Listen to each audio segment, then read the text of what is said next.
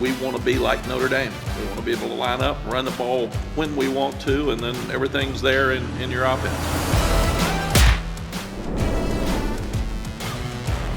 Well, put that down as something you never thought you'd hear. After the 0-2 start from Notre Dame, everyone just left the program for dead. Might as well just cancel it, fold up shop, can't play football. Well, now you have a national championship winning head coach telling you that they want to be just like you. Well, there you go. All is not lost, Irish fans, as you can see. Welcome to Always College Football. Today is Wednesday, September 28th. We hope you're enjoying the show wherever you're getting the show, whether that's on ESPN YouTube channel, or that's on the Apple Podcast, or if on Spotify Podcast. We really appreciate you being with us. Please like, rate, and subscribe. It helps us out. It helps the show out. I'm Greg McElroy. With me, as always, is Mark Kubiak. Great game plan for you today, as we do the same thing we do every Wednesday. We look at the 10 questions we want answered this weekend, plus play a little game of Guess Who Said It. And it's Wednesday, so you know what that means. It means another episode of Eli's Places that we're going to take a peek at here on Always College Football. So without much further ado, let's talk about it. Every college football season, Goodyear knows the importance of winning on the road. The road will always demand confidence, the confidence to handle whatever the journey brings and to perform under tough conditions.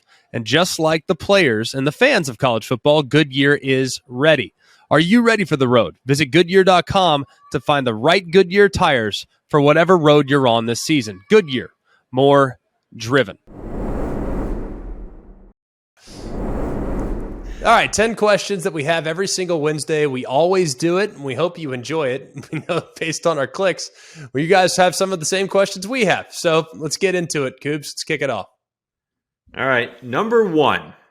Will it be UCLA or Washington that is the real threat in the Pac-12 this season? Well, it's almost like you asked that question because they're playing each other this week. Did you know that? Weird, right? Friday night. Leave it to the Pac-12 to put great games on Friday night, which I'm all for, by the way. I'm sitting in the hotel room, so I'm all for. Do you want to load it up with like a triple header on Friday starting at noon? I'm in. To the television executives that want to make my dream a reality, please, I'm there. If you want to kick games off at 2 o'clock on Tuesday, I'll be there as well. All right, but let's get back to the question at hand. All right, Washington and UCLA, both teams, I think, are playing really good football. The thing is, Washington's ranked in the top 15. UCLA, everyone seems to remember, well, they had that performance against South Alabama, so they must stink, right? They also have been going viral for all the wrong reasons. Well, look how many people are in their stands. So, fine, all right? So they had a tough start in week 1 as well, and everyone kind of left them for dead. Well, Bowling Green's got them, so they must stink. No, UCLA is undefeated. They're still pretty good, but we really don't know a whole lot about them if we're going to be completely honest. Let's start with Washington. We know they can throw the ball over the yard. We know they score a lot of points, all right? We know that Michael Penix is one of the best in college football right now, is leading the nation in passing yards and passing yards per game, and is number 8 in passing touchdowns. So we know that Penix and this passing attack are the real deal. We also know that Penix has not been sacked this year. That's right. Washington's given up 2 sacks, both by backup quarterback and backup offensive line. Penix, clean sheet so far. So that, I think, is significant. It's going to be up to the UCLA defense to get home for the first time. More on them in a minute. I'm not sure they'll be able to, I might add. And then the Husky defense has done a pretty good job of creating some sacks of their own, including 8 last week against Stanford. So maybe that group's starting to come on a little bit as well. So we know they can score. We know they're great through the year. We know they can do a lot of things offensively, but maybe the defense is coming around a little bit. Here's what's interesting about these two teams. Washington is a fast starting football team. They've scored on 17 of their 21st half possessions so far this year. 14 of those 17 scores were touchdowns. So that's what they do in the first half of football games. Conversely, UCLA is not a team that plays very well in the first half. If anything, they're pretty terrible in the first half. So maybe, hey, if you're looking at this from some action standpoint, maybe, hey, Washington first half, UCLA second half, bada bing, bada boom, all right? UCLA, during their 7-game win streak, which is pretty dang impressive, they are outscoring opponents 171-37 in the second half of football games, all right? That's pretty remarkable. That averages out to about 24.5 to 5.5, all right? That's pretty good. Pretty good for a team that has been a little bit of a slow starter in each of the last 7 games. But, hey, they are unblemished in that particular time. And if they actually played the way they did in the first half, the way they played in the second half, they'd be cooking with gas. All right. Problem is, it just hasn't happened. Here's my biggest concern about UCLA, and part of the reason why I lean just ever so slightly towards Washington right now. I think the depth on defense is a significant problem. All right. Andrews Jr. going down with a season-ending injury was an issue. Gary Smith going down with an injury is a problem. Yeah, the Murphy twins will be good to go, but man, they are thin along the defensive line, and that will take its toll as the season goes along. So right now, if I had to lean in one direction or the other, I would lean just ever so slightly in favor of the Washington Huskies. All right, number 2. How will Michigan perform in their first road game this season? All right, here's what we know, okay? We know Michigan's offense is pretty good. We know Blake Corum's the real deal, right? I mean, goodness gracious. All right, well, Donovan Edwards is going to be out today. He's going to be out the last couple of weeks. Oh, no problem. I'll just run it 30 times myself for 250. All right, so I'm not that concerned about their offensive firepower, and in particular, their ability to run the football with Blake Corum. I'd love for Edwards to get back. And nice to take a little load off his plate, but either way, I think that is something that's going to be very, very interesting to monitor moving forward. I think JJ McCarthy, the moment last week, granted, the guy started 3 games now. I know he's played a lot of football, but he started 3 games. There were a couple moments last week where he just wasn't quite as efficient as he was earlier in the season against subpar personnel. Understandable, right? We all talked about the numbers. I mean, you're not going to complete like 85% of your passes throughout the course of a 12-game season. It's just not going to happen, okay? If you do, just go ahead and just take your talents to the next level. This game's too easy for you, okay? I don't think that's the case for JJ McCarthy because there were a couple of issues last week. Put the ball on the deck a couple times. Granted, both were recovered by Michigan. That's a little bit of a problem. And they missed, I counted 3 inaccurate downfield passes that he's going to have to connect on against quality competition as they move forward. There were also some times where he kind of took a while in the pocket and made me just a little bit uncomfortable because it was as if he was just waiting to kind of just get hit. And I didn't like the look of that. The kid's got all-world potential, so I'm holding him to a high standard, but I expect him to get there. And he's going to have to get there sooner than later, especially when you go on the road. Missed throws and fumbles are massive momentum swingers, especially when you're on the road. Let's go to Michigan's defense, all right? We know that the rushing attack that Maryland threw at them, not one of the best in college football by any stretch, but a solid group nonetheless. I think they have a 1-2 punch that are pretty dang dynamic. I was not super impressed with what I saw from Michigan's rush defense, all right? They gave up 128 yards on the ground. You're going to sit there and say, well, that's really not that many. Correct, but this is also a team that in Maryland that for the most part, abandoned the run, especially in the second quarter. So if they would have committed to it for 4 quarters, maybe those numbers would have been a little bit different. The other thing I was a little concerned about with Michigan is their lack of a consistent pass rush. I thought that showed up a little bit in the first half of the football game. Now, Minter got going a little bit in the second half, but it took a little while to get there. And Taulia Tagovailoa felt like he kind of had all day to kind of survey the field there, at least in the first half of the football game. I want to go through the last 6 home games for the Iowa Hawkeyes, okay, against AP top 5 foes. All right, you ready for this stat? They are a cool 5-1. The last 5 home games against AP top 5 foes. This will not be the last time I tell you this stat, by the way. In 2008, they beat number 3 Penn State. In 2010, they beat number 5 Michigan State. In 2016, they beat number 2 Michigan. In 2017, this was the one they lost. They lost to Penn State. They were number 4 at the time. 2017, they beat Ohio State. They were number 3 at the time. Remember this one, 55-24. The beatdown of the Buckeyes that afternoon. I remember it vividly like it was yesterday. And then in 2021, they beat then number 4 Penn State 23-20. Which, by the way, I don't remember Penn State ever being number 4, but that's a conversation for another day. But those are the last 6 games against AP top 5 teams at Iowa. Okay? So be careful, Michigan. This is a dangerous game. Everyone's making fun of Iowa's offense. Fine. Be careful. This has all the makings of an 18-14 game. It just feels that way. With right? 9 safeties? Like, oh, yeah, you could. 9 safeties? Yeah, you can see it. You can see it happening. All right, number 3. Will Kentucky prove to be a real SEC contender by winning at Ole Miss? Going to be a very interesting game. If this game was in Lexington, I lean heavily in favor of the Wildcats. But the fact that it's in Oxford makes things a little bit different. Let's talk about Kentucky's Achilles heel right now. That's pass protection. Okay, their offensive line is not up to the standard of what we have come to expect from Kentucky. All right, they have allowed Will Levis to constantly get under duress time and time again throughout the course of the season. They gave up 3 or 4 sacks, 5 sacks, I believe, against NIU last week. I mean, that's just not good enough. All right, that's a problem. And I mean, it's been kind of throughout. I mean, they have given up, I believe, 15 sacks on the year so far. And this is an offense that really wants to primarily run the football. So there are problems with their pass protection up front, especially a tackle. They need to get those things ironed out and get those things ironed out quickly. Outside of the sacks, Levis and the passing attack have been off the charts good. I mean, you look at what Tavion Robinson did last week. You look at what Barryon Brown did last week and how he's really starting to come on. I mean, that's a 1-2 punch at wide receivers that's legit. And you now welcome back Chris Rodriguez from his 4-game suspension. He's now back in the mix for Kentucky at running back. He's the real deal. So you have everything at your disposal offensively right now. And I think there's a lot to feel good about. Ole Miss, by the way, I'm talking about the sack numbers.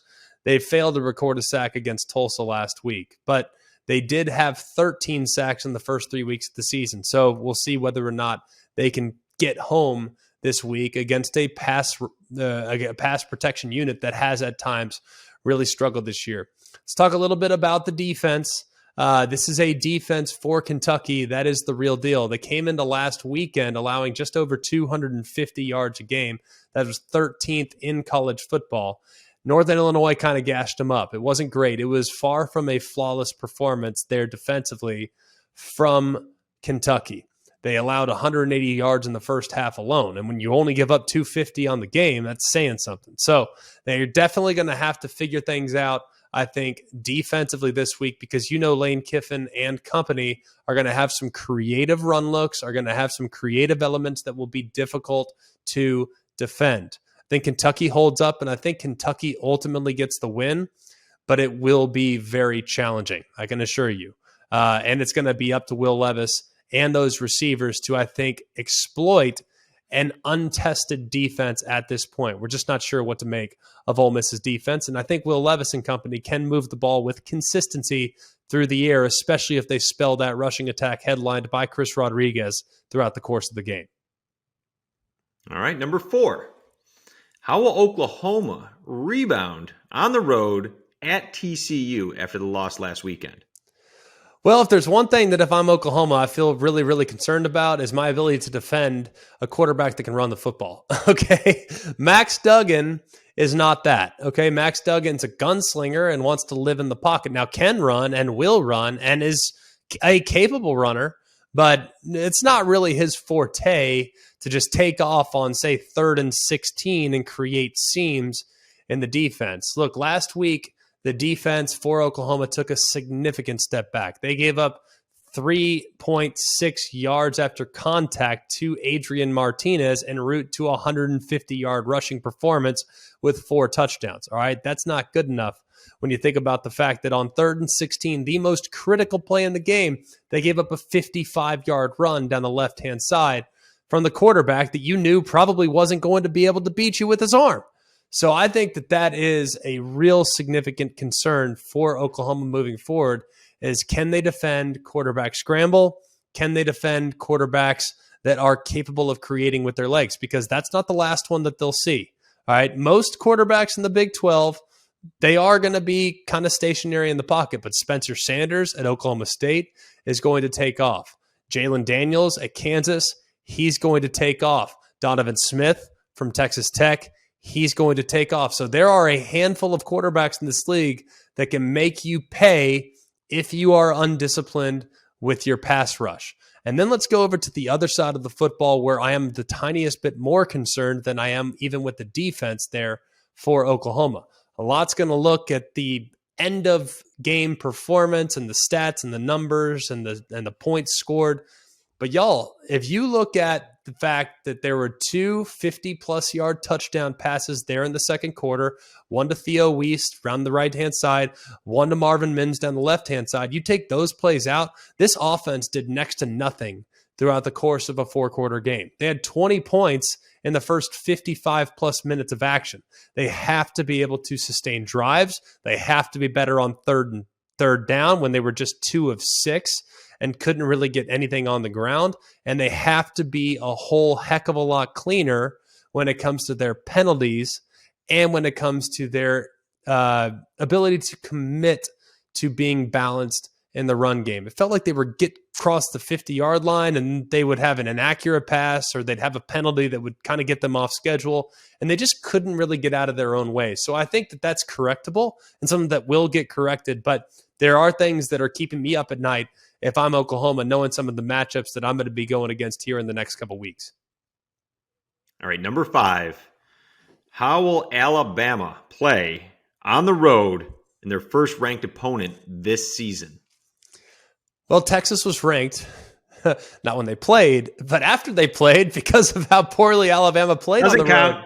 Erroneous. Does not count. No, and they are back out of the top 25 after their performance last week against Texas Tech. So no, this is going to require discipline, and Alabama is going to be going into a hostile environment for the second time this year. Texas was wild. Everyone that was at the game will tell you, hey, that was a chaotic and hectic environment. Might not be quite as insane at Arkansas, but had Arkansas won last week, it would have been as insane as Texas. No doubt about it. When they feel good about their Hogs, that's a place that can certainly bring it. Alabama's got to be a lot cleaner when it comes to the penalties. Alabama's got to be a lot cleaner when it comes to their efficiency, both offensively and defensively. Remember, last time out on the road, 15 penalties, 100 yards. That was in 3 quarters of football. In the first 2 quarters, they had 11 penalties for 58 yards. The receivers struggled with drop passes. Jahmyr Gibbs really had the longest gain through the air, and that was on that 21-yard completion there early in the game. If you take out the 81-yard touchdown run by Jace McClellan, Alabama had 23 carries for just 80 yards the rest of the football game. So they didn't really sustain a whole lot. Yeah, had a couple big hitters, but they didn't sustain a lot throughout the course of the game. Now, Bryce Young was phenomenal when he had to be down the stretch, but you would love to see a more consistent effort, a more predictable effort from the Crimson Tide when they go on the road this time, because if they don't play consistently well, the crowd will get into it and it will become increasingly difficult to play in that situation. They got to get Ja'Cory Brooks involved, and they got to get him involved at wide receiver sooner than later. It appears right now he's starting to establish himself as a reliable weapon on the outside. You also have to look at Jermaine Burton. He's likely going to be sliding outside to more of an exclusive outside wide receiver role. They were kind of moving him around, trying him in different places. I think they're going to abandon that. They're going to move him back outside.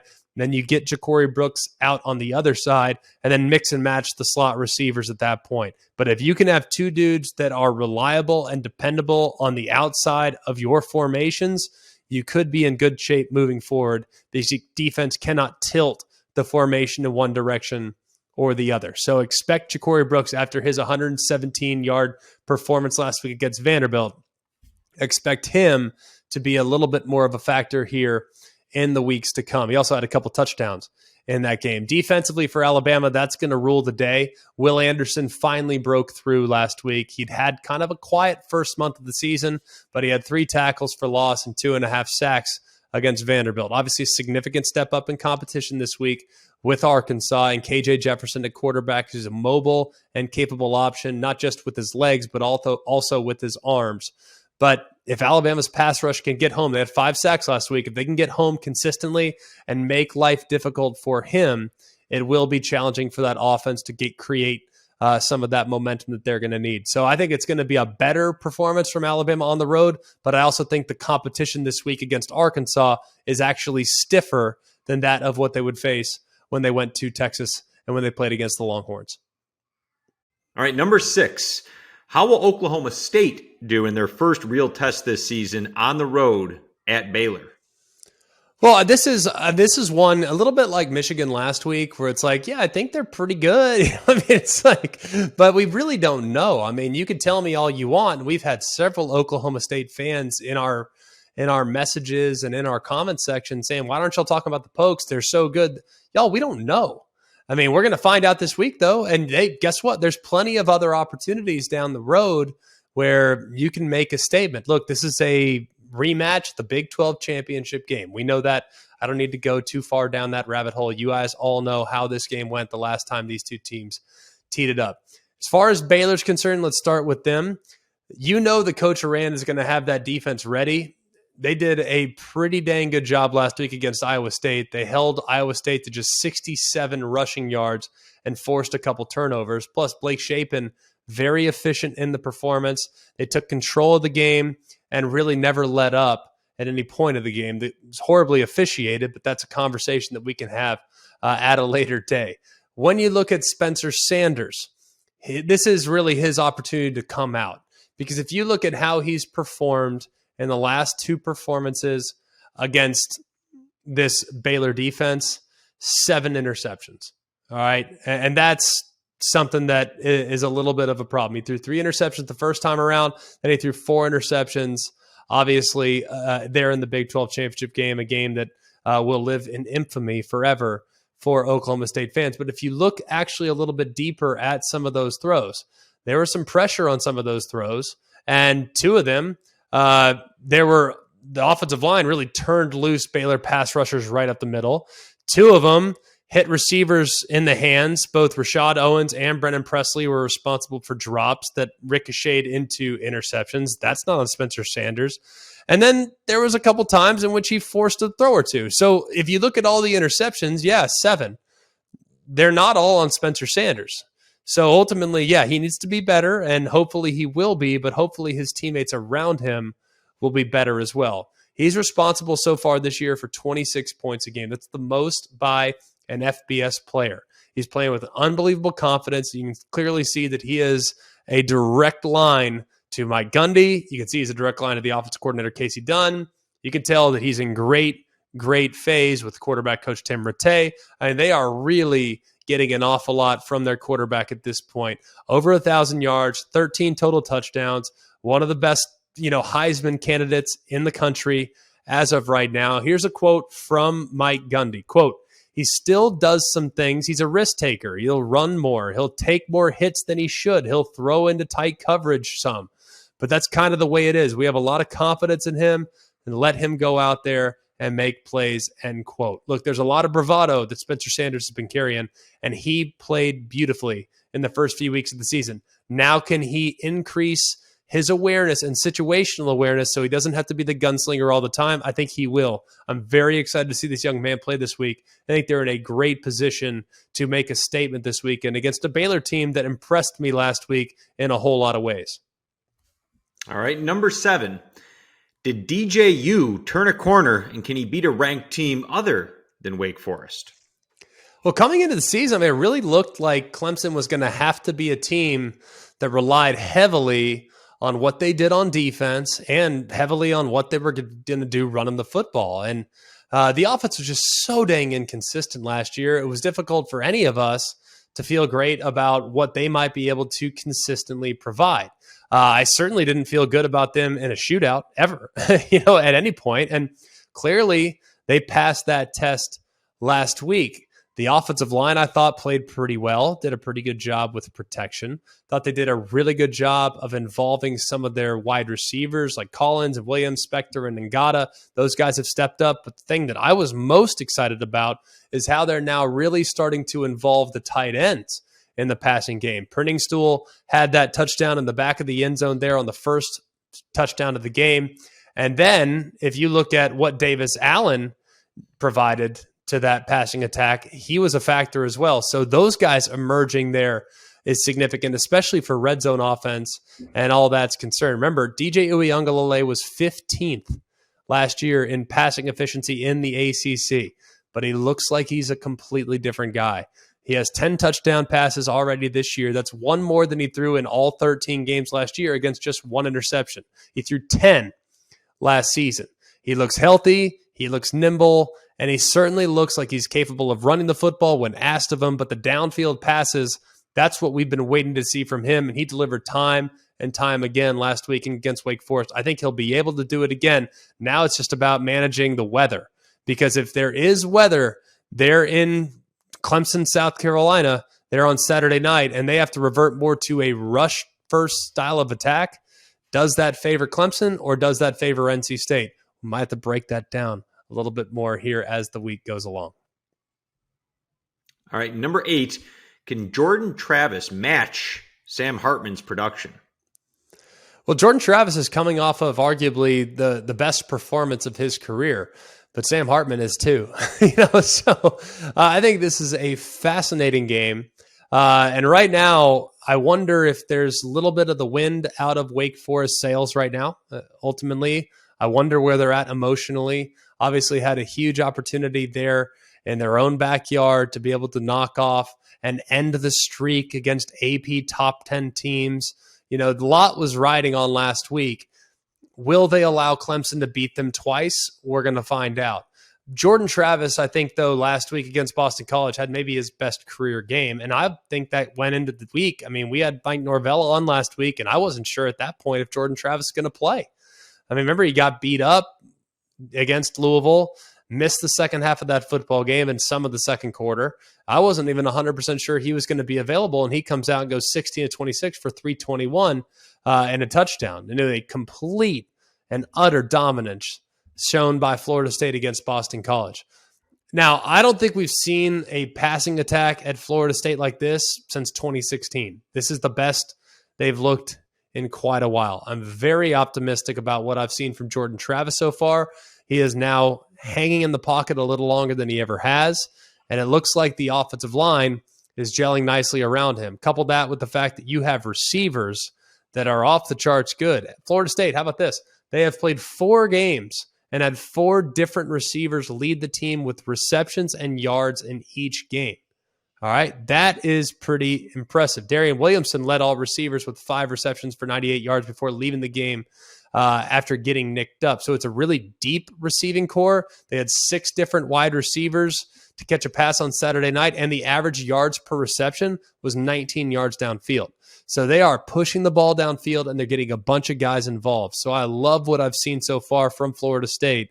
And I look at this matchup this week, and this could be a coming out party. I know they're ranked in the top 25, but this could be a coming out party because everybody respects Wake Forest after their performance last week. Now, can Florida State get it done in their backyard? It'll be really interesting, I think, to watch. But yes, to answer your question, Jordan Travis can definitely go toe-to-toe, I think, with any quarterback in college football right now.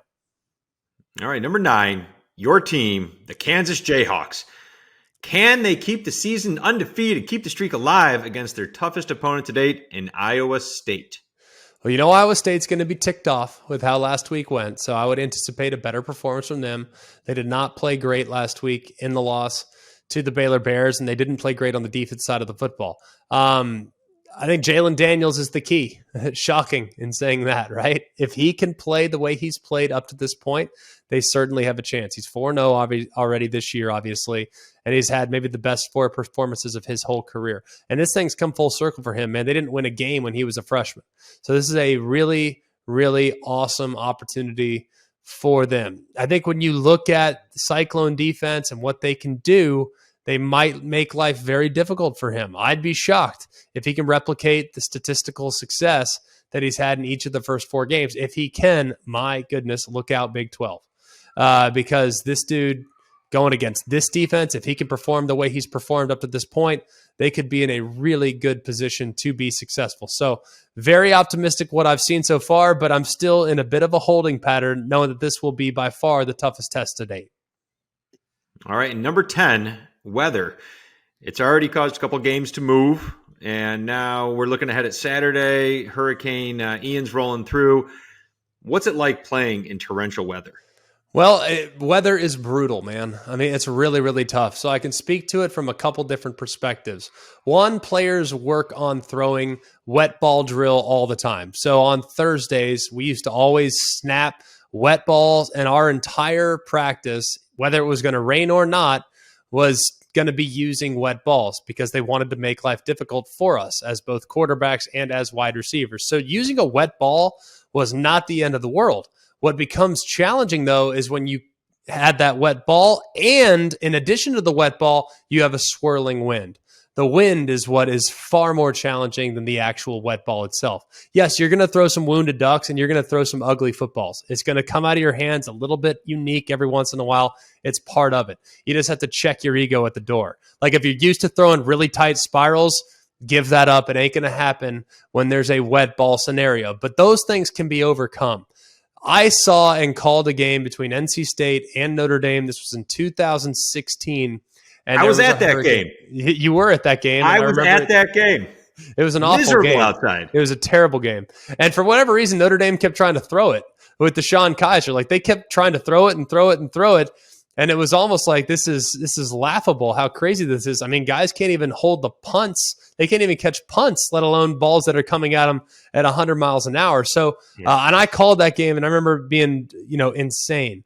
So if it's anything like that, you better hope, and you better look at the forecast, because if the weather's supposed to get worse as the game goes along, you better throw everything at the opponent there in the first quarter of that football game. Because the worse it gets, if it goes on and on and on and gets worse and worse and worse, I would definitely make sure that I prioritized from a play calling standpoint all my best stuff there for the first quarter. So you got to be a little bit of an amateur psychologist, an amateur weatherman. This requires mental toughness. Dabo famously said when playing Notre Dame in 2015 on the heels of a hurricane, said, bring your own guts. I was at that game too. Well, I went to that game too. Because you're an Irish homer. Bring your own guts game, right? That's what these games are all about. Like, they're not pretty. They're not fun, especially if you're an offensive player. But the team that is most mentally tough will be the team that is victorious in the very end. I'll say this as a fan going to those two games. As long as you're prepared for it and know it's going to be wet and miserable, they can be a lot of fun. You just have to go in expecting not to see a lot of offense and just kind of take it for what it is. I think they're super fun as long as everybody's super safe, and we're obviously thinking about everybody that is looking down the barrel of the storm. Man, we're really, really concerned about everybody on the west coast of Florida. So we're thinking and praying for you. But yes, assuming everything gets through and everybody's okay, and it's just hovering the way it does there in Saturday, and the rain's pouring, it could be pretty fun. It will lead to definitely a memorable environment, that's for sure. All right, moving along to Guess Who Said It. Let's tee it up.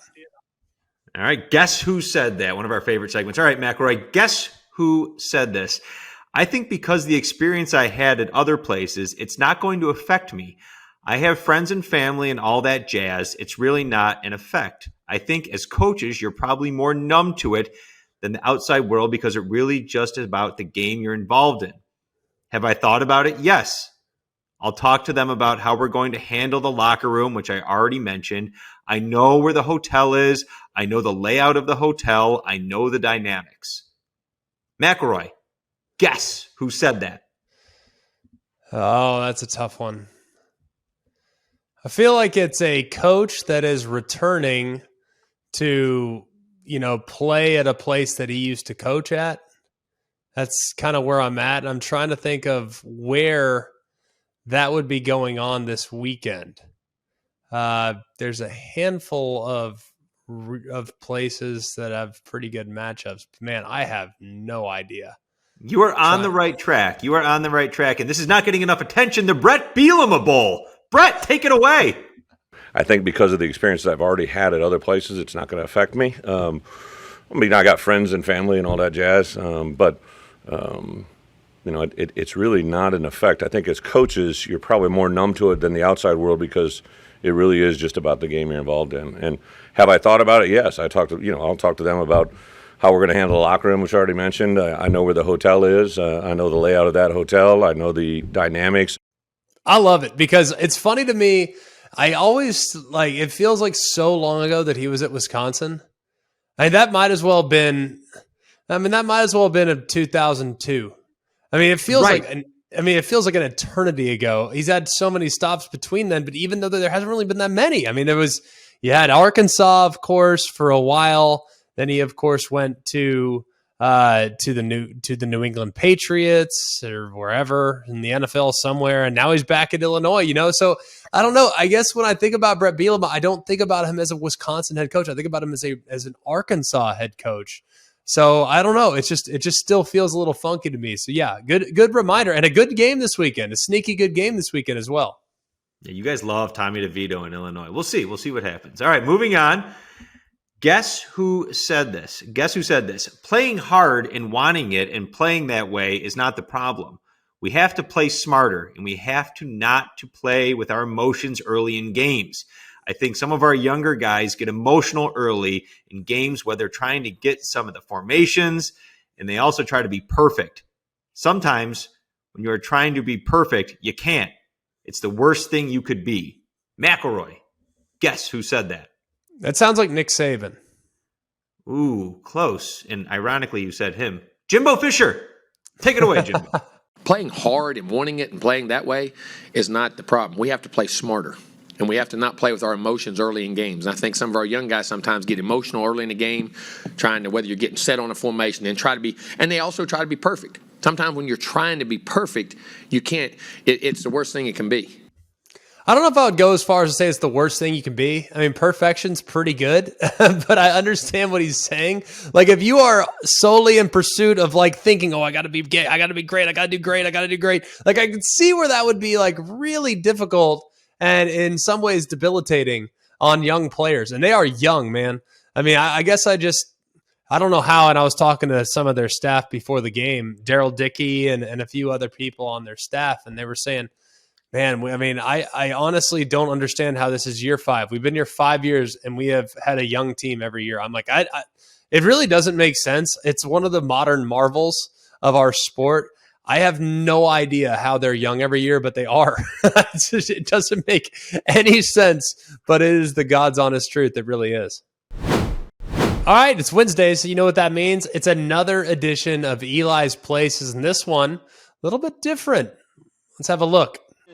Terry was selected by the Rams in the 11th round of the 1991 draft. Now, you're talking about one of the happiest days of my entire life. The next day, you get on the airplane, and I was in Los Angeles. And there I was, man. I was in the locker room, and there were all the players. Jim Everett, there's Kevin Green. God, I love it! Oh, my God, there's Jackie Slater. A few years later, I got cut. Not even years. Terry played for 3 teams in 32 games, but never made more than the league minimum. He knew he needed a life after football, and football helped him find that life. Art. I sucked it up, and I went back in the locker room, and I said, hey, guys, hey, man, I'm Terry. I like to draw. I'm going to show you my portfolio. And would you guys like your portraits painted? And at first they were like, oh, this poor guy, yeah, let's see. And then they opened it up and they were like, damn, right, okay. I would tell them, I'm gonna have you standing over a city. You'd be giant, and then they were like, yeah, I want that one. Yeah, I want that. Dude, I would get $3,000 to $5,000 a painting. And I would do like 4 or 5 paintings over the off season and wait to get picked back up. And that's how I survived. All right, as you can see, Terry Crews, he's been in a million movies. Great sit down there, great visit with Eli Manning. I can't wait to watch this episode because I've always really liked Terry Crews. I always found him hilarious. But where does he rank as far as former football players that have transitioned to the big screen? There's actually more than you realize. Number 1 by a wide margin to me, Carl Weathers, who you might not know. Carl Weathers, also known as Apollo Creed, also known as Dylan in Predator. The guy is like an all-time great, to me, all-time great actor. I love him. Did you realize that he played for the Oakland Raiders in 1974? He also starred for the San Diego State Aztecs in 68 and 69, and then went undrafted there in the NFL in 1970. So he had kind of bounced around a little bit before shutting it down and transitioning into, obviously, transitioning into acting. But there's a bunch of them, like Terry Bradshaw had been in a bunch of movies, Jim Brown in a bunch of movies. Jim Brown, I believe, what was it? Mars Attacks, one of the worst movies ever, but good cameo from Jim Brown, who I believe played like a boxer in the actual deal. Bubba Smith, John Matuszak. Like, I actually Googled former NFL players that have transitioned into movie stars, and there's a bunch.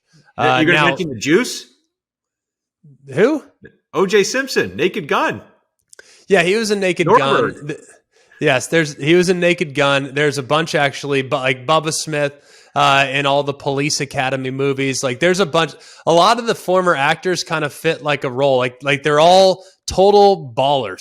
You know what I mean? Like, gun-toting police officers. Like, I'm going to kick your butt ballers. Like, Terry Crews is that. Like, a lot of Matuszak was that in a couple of things. Terry Bradshaw was that, shockingly enough. Like, there's a bunch of, I think people in Hollywood have like this characterization of us as just being total ballers, like total badasses. If you're a football player, you must be a total badass. Little do you know, it's not the case. Us. Are you jumping into the acting gear? Well, no, I'm not. No, I would be a horrendous actor. I don't have any aspirations of getting into that world. But I think, like, I'm just talking about former players. Whether at college, pro, it doesn't matter. Like, the perception is that we're all just a bunch of like we can fight in the alley. And that's just not, it's not really the case. We're if bigger. You were cast in a movie, hold on. If somebody came up to you and says, "Hey, I have a movie we want you to be in," what kind of movie would it be? Are we talking like, are you going for comedy? Are you a romantic comedy? Are you anyone that knows me, for? Like, no, first of all, I wouldn't go romantic comedy, because that's basically like, I don't know. It's like Days of Our Lives with like a couple one-liners. So you're not going to be in any Adam Sandler movies anytime soon. Okay. Well, I mean, Adam Sandler hasn't done a romantic comedy in forever. Like, back in Adam Sandler's heyday, like Happy Gilmore and Billy Madison, you know, all those movies. Like, yeah, I would have liked to have been part of the crew. Even Mr. Deeds was decent, but for the most part, he hasn't had a hit in a minute since Click in like, what, 2007? Just Go With It wasn't bad, but no, I would definitely be deadpan. Like, anyone that knows me, like, sarcastic, deadpan humor, that is 100% where I would go. I would live there. Couldn't do drama, couldn't do any of the acting stuff. I wouldn't want to do it. I would do like deadpan delivery and just say something funny, and then completely have a straight face and just get a really awkward reaction from everyone else on screen. That would be the play. But either way, would not be very successful in that role. I can assure you, have no desire to get into that line of work. I think I'm just going to live right here on ESPN's YouTube channel, calling games on the weekends, doing some college football conversation. Like, I'm good with that. If they want to toss us, you know, if we want to be part of the Screen Actors Guild, if they want to let us in the SAG, go for it. I'll definitely watch the movies for free come award season if they want to toss a few our way. All right. So, look, great show today. Really enjoyed it. Hope you will come back and be with us again tomorrow. Chris the Bear Fleek will join us like he does every single Thursday. So we'll break down the lines. We'll break down some of the games and hit a bunch of them. That's for sure. So that'll be a lot of fun. Please like, rate, and subscribe. Hit us up on our email at alwayscollegefootball@gmail.com. Hit us up on our social media at alwayscfb on both Instagram and on Twitter. For Mark Kubiak, I'm Greg McElroy. We hope you have a wonderful day. Oh, shout out to Jack as well. Jack's birthday, not this Jack, not Jack Foster. He's the third leg of the tripod. Jack Srail, we want to give him a happy birthday shout out. He was the one that was with me last week in Dallas filming out all that awesome behind the scenes stuff. So shout out, Jack. Happy birthday, dude. We hope it's a good one. What are you, like 23? Like, and you're probably still at the age where you still celebrate birthdays. So glad that you're having a good one. But anyways, for all of us here at Always College Football, we hope you have a wonderful day. And remember, it's always college football.